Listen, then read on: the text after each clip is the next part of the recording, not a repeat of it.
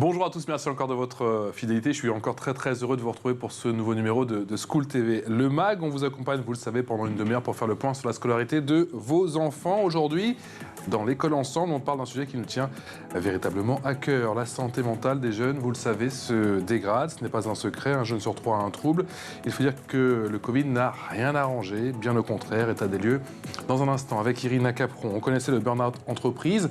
Irina vous parlera aussi du burn-out scolaire. Les élèves français font partie des plus stressés d'Europe. Pourquoi? Vous allez voir que notre système scolaire n'y est peut-être pas exempt de tout reproche. Et puis dans ce tableau assez inquiétant, plusieurs acteurs tirent la sonnette d'alarme. C'est le cas notamment de la défenseur des droits qui réclame un plan d'urgence au gouvernement. Par où faut-il commencer? On posera la question dans un instant à nos invités. Et je vous les présente, mes invités. Marie-Pierre Bidal-Loton, bonjour. Merci beaucoup d'avoir accepté notre invitation. Vous êtes psychologue, clinicienne, docteur en sciences de l'éducation. Et on est toujours avec Ephram Stralka-Belleuil. Bonjour. Bonjour. C'est notre deuxième ensemble. On est très heureux de vous retrouver. Secrétaire départemental de la voie lycéenne 78 et lycéen en première. C'est parti pour la loupe avec Irina.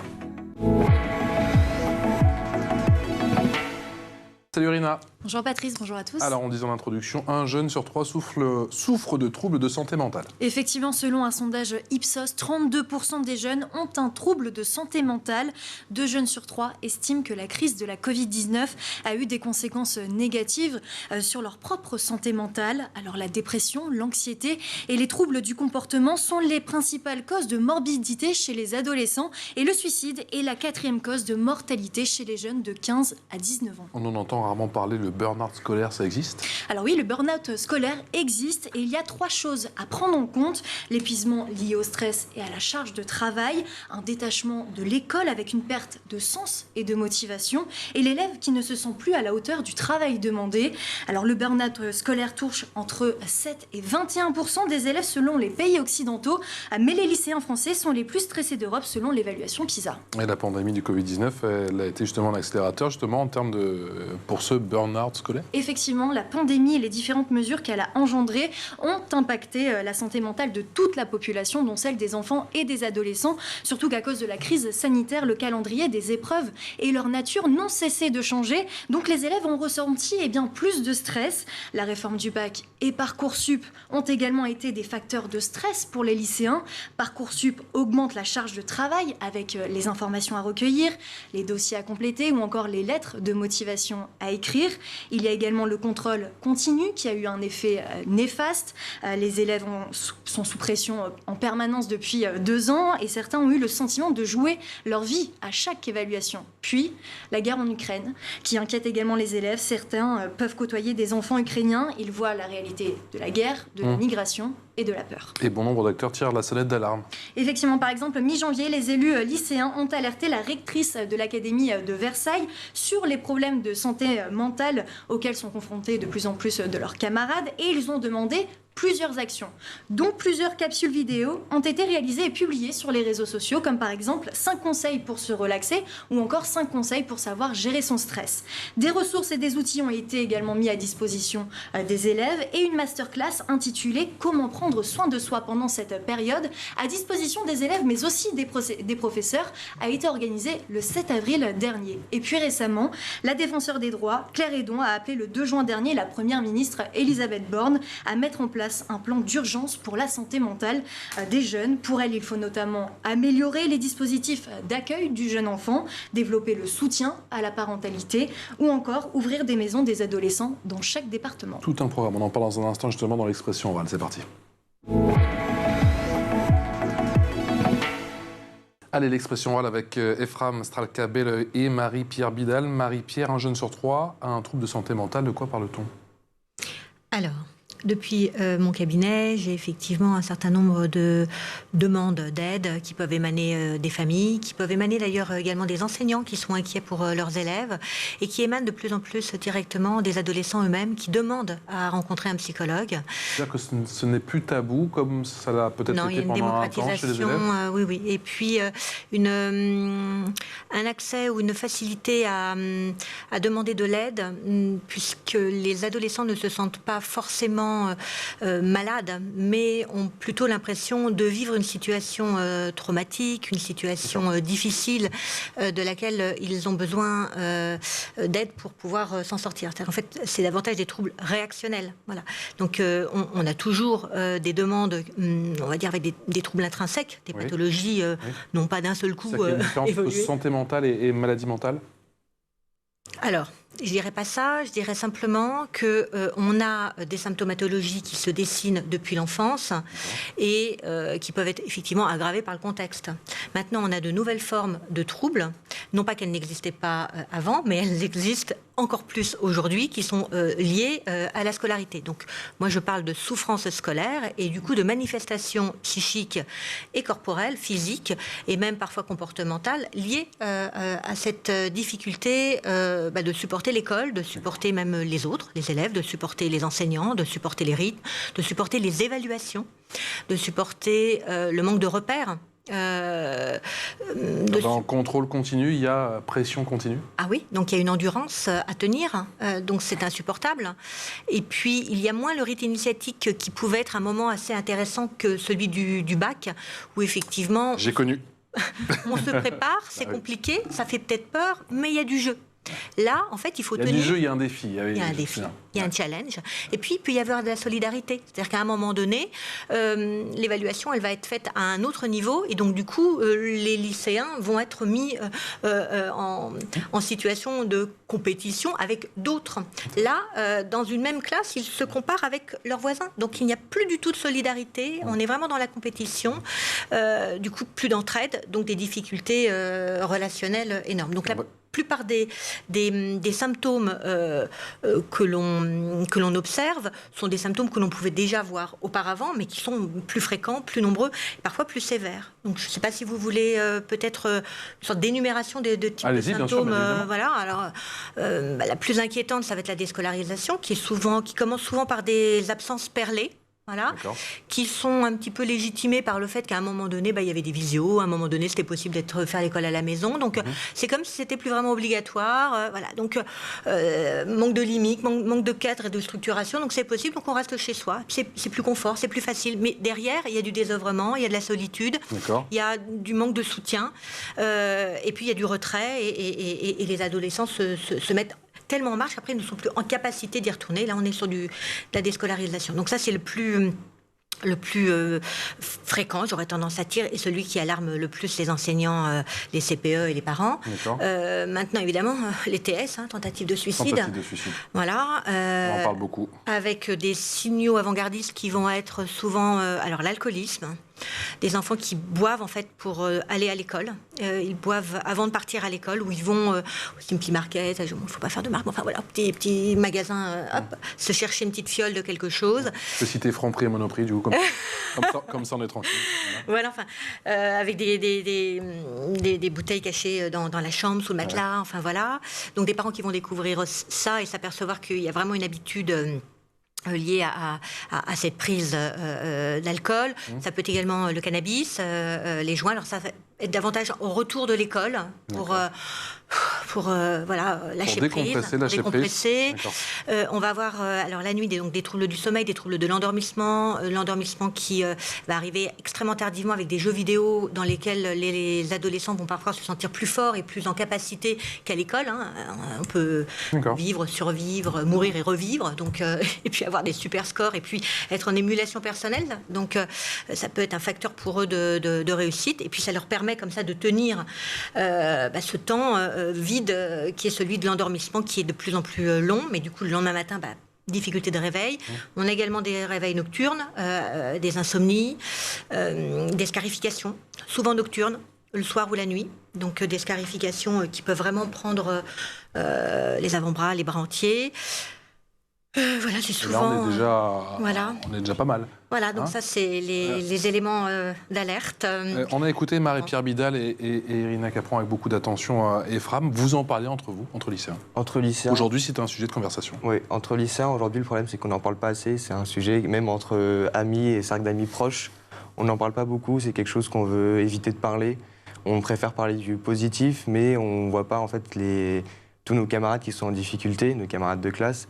Et des fois, je confirme tout ce qu'a dit la psychologue sur les conséquences, la prise de stupéfiants, l'automutilation. On le voit souvent auprès de nos camarades de classe. Et c'est désolant de se dire que...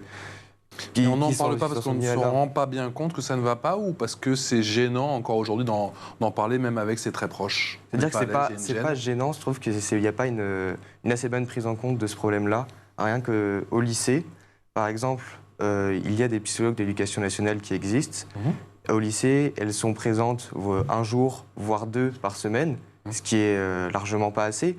Parce que quand il y a un lycéen qui est dans l'urgence, c'est maintenant qu'il faut le prendre en charge et pas dans 3 jours ou la semaine prochaine. Souvent, on a orienté les lycéens vers une vraie psychologue, sauf que, comme l'a dit, les psychologues sont surchargés, ils ne pensent pas forcément à y aller ou aller les voir. Et j'aimerais juste parler en fait de ces causes principales, parce que pour revenir sur ce qu'avait dit Irina, ça a été, on a eu tous du stress, et ça c'est normal pour les examens. Je pense que vous aussi, quand vous avez passé votre bac, c'est normal d'avoir du stress. Sauf que là, ça a été accentué par la réforme du bac. Sur la santé mentale, il n'y a plus de groupe classe. Le groupe classe est divisé parfois en 7 sous-groupes. Donc il n'y a plus de cohésion, plus d'entraide entre lycéens et entre nous en fait. C'est pareil pour en fait l'apprentissage des programmes. C'est un des seuls points sur lequel on peut s'appuyer pour notre avenir. Sauf que les programmes changent tout le temps, donc les professeurs ont du mal à assimiler les méthodes pour eux-mêmes nous les apprendre. Cette sorte de course au bouclage s'accentue, puisque les épreuves de fin d'année ne serait-ce qu'avancées, ne font qu'avancer, et les programmes sont de plus en plus surchargés. Et est-ce que justement vous vous sentez soutenu par vos professeurs? En fait, les professeurs nous soutiennent. Le problème, c'est qu'ils manquent de méthode. Pareil pour l'explication sur notre avenir, comme ça ne fait que changer, ils ne savent pas très bien nous expliquer. On a l'impression qu'on a des cours sur l'orientation, on en a très peu. Et en plus, on nous parle beaucoup de Parcoursup, de l'avenir, de machin, mais il n'y a rien de concret, il n'y a rien sur le fond, il n'y a pas de choses concrètes. Donc en fait, ça nous force juste à nous stresser plus sans avoir quelque chose derrière. C'est important ce que disait effectivement Ephram Marie-Pierre Bidal. C'est psychologue de l'éducation nationale. Un chiffre peut-être pour résumer la situation. Vous disiez que finalement, il n'était là que 1 voire 2 jours par semaine. Le lundi, pourquoi pas le mardi. On compte aujourd'hui près d'un psy d'éducation nationale pour 1500 élèves. Ça montre le chemin qu'il y a à parcourir? C'est juste une catastrophe, mais de toute façon, le personnel de l'éducation nationale là pose souci en termes de recrutement. Il y a une grande campagne de recrutement, donc c'est les psys, mais pas que. Et puis il y a eu un changement de statut également. On fait des job dating en ce moment pour recruter des profs. Voilà, tout à fait. Donc, mais de toute façon, les adolescents vont davantage vont à l'infirmerie. Ils vont voir l'infirmière. C'est-à-dire qu'en fait, vous avez comme ça des confusions de mission. Alors l'infirmière joue les psychologues comme elle peut, souvent. Contact des psys en libéral, plus dans les CMP et CMPP, puisqu'il y a entre 2, 4 ans, des fois jusqu'à 5 ans d'attente. Donc quand vous allez mal, en fait, on vous dit d'attendre 5 ans.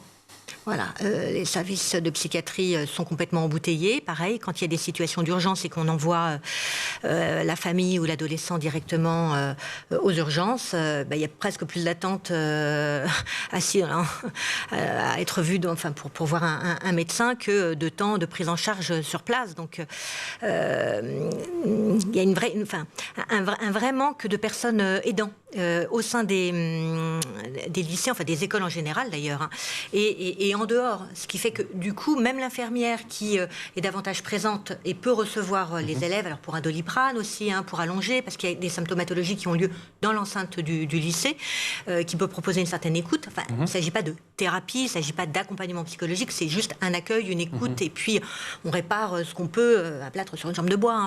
C'est quoi une détresse psychique et pourquoi ça touche plus les filles que les garçons? Est-ce qu'on sait pourquoi? Alors, je suis pas sûre que ça touche plus. D'accord, c'est ce que j'ai lu, mais c'est peut-être pas vrai. D'accord. Je pense. Alors après, moi, c'est vraiment au plan clinique. Hein, je suis pas là avec du chiffrage, Ouais.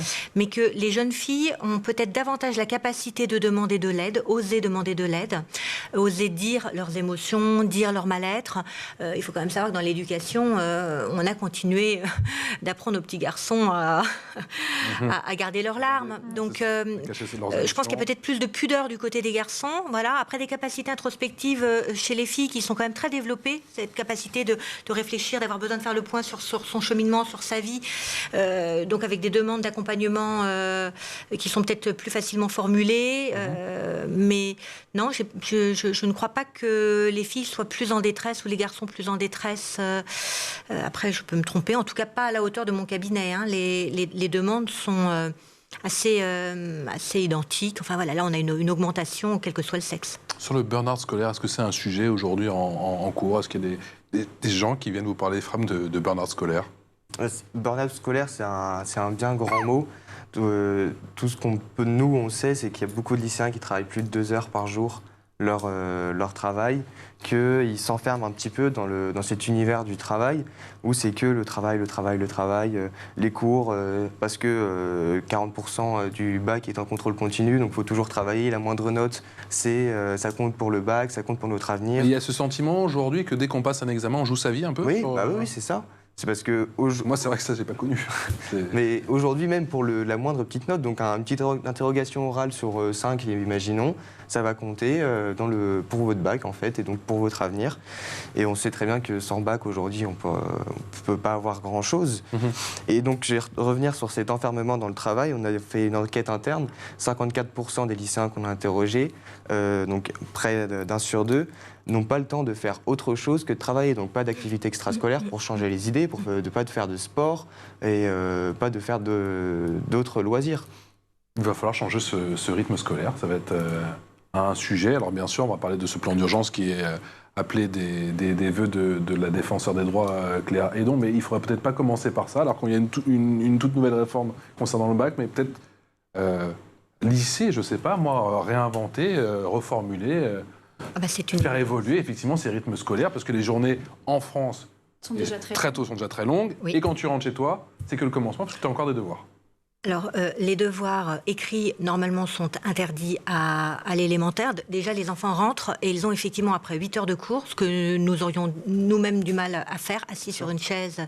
Alors, même si maintenant, ils sont de plus en plus des classes flexibles, avec du mobilier, etc. Oui. Enfin, il faut quand même tenir les 8 heures.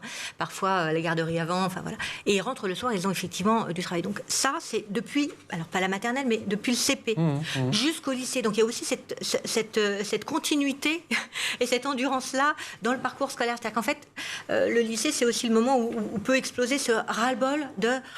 Et notre vie à nous et notre espace personnel. Voilà, une des premières choses que je peux faire et qui ne demande pas d'avoir étudié Freud et Lacan, hein, ça va être de faire l'état des lieux de leurs plaisirs, de leurs projets, de leurs activités. En fait, il y a un rétrécissement, c'est peau de chagrin, il y a un rétrécissement des passions, des intérêts. Il y a un focus sur le scolaire avec énormément de culpabilité quand ils font autre chose que travailler, et puis la volonté de rattraper quand il y a eu une mauvaise note. En fait, mais en fait, ça se rattrape jamais. Ça se rattrape jamais, puisqu'en fait, du coup, ça fait une moyenne qui est nivelée par le bas, et à un moment donné, ils jettent l'éponge. Donc, un des premiers conseils, c'est ça. Mais repratiquer du sport, regarder de temps en temps un truc débile à la télé, aller au cinéma, aller au concert, voyer des amis et pas que pour fumer. Décrocher, quoi. Aller danser, quoi. Ouais. aller danser. Ouais. Enfin, voilà, oui. Et en présence des familles, pour que les parents également entendent que l'enfant a besoin de vivre autre chose que cette espèce de non-vie dans laquelle il est, de non-existence. Ils ont vraiment même des questionnements d'identité. C'est-à-dire qu'en fait, ils sont même plus élèves, ils sont futurs étudiants de quelque chose qui ne savent même pas d'ailleurs où, ni quand, ni si ça sera possible. C'est exactement ça, Ephraim ? Ouais, c'est totalement ça. C'est-à-dire qu'on travaille même pour avoir un avenir incertain. On n'a pas d'objectif. Les chiffres de la CPE, c'est 1 lycéen sur 10 se retrouve sans affectation. Et encore, ça, ils ont une affectation. C'est-à-dire qu'il y a une grande partie des lycéens qui vont se retrouver avec quelque chose qu'ils ne voulaient pas faire. On travaille aujourd'hui, on fait que travailler pour ne même pas avoir quelque chose au bout. Et c'est complètement désastreux. Donc c'est pour ça, en fait, ça mène au décrochage scolaire, puisqu'on n'a plus de motivation au bout de travailler pour vouloir faire ce qu'on veut. On n'a plus ça, on n'a plus cette motivation-là. Donc ça mène à ne plus travailler. On travaille forcément moins, on ne pense plus à faire autre chose. Et quand je dis travailler moins, c'est pas forcément travailler moins pour faire autre chose à côté. C'est-à-dire qu'on va rester souvent devant notre cahier à réfléchir pourquoi faire. Vraiment, genre cette question-là, pourquoi faire? Et on va pas. Quand je dis travailler moins, c'est pas sortir avec des copains, c'est pas aller faire des activités physiques pour se C'est un vrai sujet. C'est vrai que le Covid, cette pandémie, cette situation n'a rien arrangé. Fin 2021, on estimait à 20% des 15-24 ans, donc un élève sur 5 qui souffrait de symptômes dépressifs. C'est ce que dit la défenseure des droits, Claire Hédon, qui réclame en urgence un plan d'urgence. On commence par où? Par la maternelle. Par la maternelle, avec peut-être le dédoublement des classes au lieu de les dédoubler au CP. Voilà. Elle veut des dispositifs d'accueil du jeune enfant, développer le soutien à la parentalité, ouvrir des maisons des adolescents dans chaque département. Voilà ce qu'elle souhaite en toute urgence. Et effectivement, elle a tiré la sonnette d'alarme et a interpellé Elisabeth Borne. Alors, changement des programmes, une refonte totale, mais même des équipes d'accueil, avec ces temps cloisonnés, cantine, garderie, etc., un vrai partenariat. L'enfant vraiment acteur de ses apprentissages avec une auto-évaluation, une place de l'évaluation et une possibilité, dès le plus jeune âge, de permettre aux enfants de comprendre pourquoi ils sont là et d'apprendre à apprendre et de pouvoir effectivement mettre en œuvre des capacités métacognitives pour comprendre effectivement ce qu'ils font, pourquoi ils le font, pour pouvoir emmener ça jusqu'au lycée. Parce que, mais même si le gouvernement édicte aujourd'hui, dans 2-3 mois, un plan d'urgence en disant effectivement la santé mentale des ados, c'est priorité des priorités, et qu'il met les moyens, est-ce que les forces vives sont là aujourd'hui? Il manque du personnel parce que là est-ce qu'il y a des gens comme vous en stock, si je puis dire, ou pas du tout? Alors, je pense qu'il y a une population, mais on n'est pas employé au bon endroit et pour les bonnes missions, et ni au bon salaire, ni avec les bonnes possibilités d'innover. Et voilà, on manque de marge de manœuvre. Voilà. Mais même en termes de partenariat, c'est beaucoup trop cloisonné. Il y a vraiment effectivement à réaliser là pour le coup, ce serait le burn-out. Ça manque de vision. Il faut une vision globale une vision d'ensemble. Oui. Puis il y a une démotivation également, des enseignants. C'est-à-dire que là, on parle du burn-out des lycéens, mais il n'y a pas que. Il y a les collégiens et puis il y a les enseignants. Donc ça commence à faire du monde. Oui. Mais là, l'urgence, le souci, c'est qu'on répond toujours dans l'urgence. Là, l'urgence, c'est la psychiatrie. La psychiatrie... le parent pauvre de la médecine. Voilà, même pas adulte, adolescente, voilà. Et les CMP, CMPP. Voilà, parce que c'est quand même des structures de soins avec une équipe. Moi, toute seule dans mon cabinet, je ne peux pas suivre certains adolescents. C'est dangereux. C'est dangereux pour l'adolescent lui-même. Et puis, ça me met en situation vis-à-vis de la famille de tenir finalement sur un fil la vie de leur enfant. Donc moi, j'ai besoin de partenaires. Il n'y a plus de psychiatres. Les médecins de ville sont débordés. Quel type de partenaire aujourd'hui? Quel type de partenaire vous manque pour mener à bien vos missions? Des hôpitaux avec des équipes pluridisciplinaires, avec des psychomotriciens, des orthophonistes, avec des pédagogues. Que les gens, on met 3, 4, 5 mois avant un rendez-vous aujourd'hui. Voilà, des psychologues de formation différentes pour faire des ateliers, des groupes langage, des ateliers corporels, de la sophrologie, de la méditation active, toutes ces activités également, des ostéopathes, des kinés, pour travailler sur le tonus musculaire et sur les tensions. On a des richesses vives, mais qui n'arrivent pas à travailler ensemble et qui n'arrivent pas à collaborer au sein de structures qui pourraient du coup accueillir les adolescents et créer un accueil hospitalier. L'hospitalité, c'est ça. Où il se passe vraiment autre chose que simplement être dans une chambre en attendant que le psychiatre passe peut-être une fois dans la semaine également, la psychologue une fois dans la semaine. C'est-à-dire que même les quelques structures de soins qui existent sont en manque de personnel, en manque de peut-être même de projets et d'interprofessionnalité. L'info en plus, Irina. Et pour cette information, en plus, Irina, vous allez nous parler d'un concours pour sensibiliser les problèmes de santé mentale chez les jeunes. Oui, et pour ça, direction Neuchâtel en Suisse, 88 lycéens ont participé au concours initié par ProJunior Arc Jurassien. Le but de ce concours était de réaliser des affiches de sensibilisation aux problèmes de santé mentale. Alors au départ, un seul prix était prévu, mais face à la qualité des rendus, le jury composé de professionnels du monde artistique et associatif a remis 3 prix le 14 mai dernier. Et pour les lycéens, participer à ce projet était très important. Pour eux, il faut mettre en lumière la souffrance invisible des jeunes de leur âge. Et l'ensemble des œuvres sont affichées dans la plupart des lycées et sur les réseaux sociaux. Alors Marie-Pierre Vidal, pourquoi on parle d'une souffrance invisible chez les jeunes ? Écoutez, moi, elle est visible dans mon cabinet. Invisible... On parlait de pudeur tout à l'heure, donc l'idée c'est aussi d'être le meilleur. Enfin, il y a beaucoup de rivalité, donc est-ce qu'on peut se montrer vulnérable et faible dans cet univers un petit peu de combativité qu'est l'école, compliqué. La meilleure solution pour améliorer la santé mentale, c'est la communication, vous pensez, la première étape ? Alors la communication, oui, le partenariat, et puis peut-être remettre, une vraie activité philosophique, une vraie activité civique, qu'il y ait des matières nouvelles qui soient enseignées, comme celle des habiletés sociales, des relations sociales, et pas simplement sous la forme de l'éducation civique. Enfin, réhabiliter un certain nombre d'activités artistiques, donner davantage de place aux activités sportives. Enfin, voilà, il y a quand même un certain nombre de points qui permettraient la collaboration, le partenariat, comme le font certains de nos voisins. Bah oui. Ephraim, vous arrivez à votre niveau à alerter justement sur ces problématiques des pouvoirs publics à mon niveau, c'est compliqué parce que je suis encore un lycéen, mais j'essaie d'alerter, comme je suis délégué de classe, dès que je vois un camarade en détresse et qui ne va pas bien, ou qu'on ne voit pas souvent, qui ne va pas souvent en classe, comme par exemple des phobies scolaires. Souvent, je vais le voir, je lui demande ce qui ne va pas et tout ça. En fait, c'est le rôle de délégué de classe de faire l'intermédiaire entre les élèves qui ne vont pas bien et de le relayer au personnel. L'étape d'après, c'est quoi ? L'étape d'après, en fait, nous, on se retrouve face à un mur parce qu'en tant que lycéen, nous, on ne peut rien faire.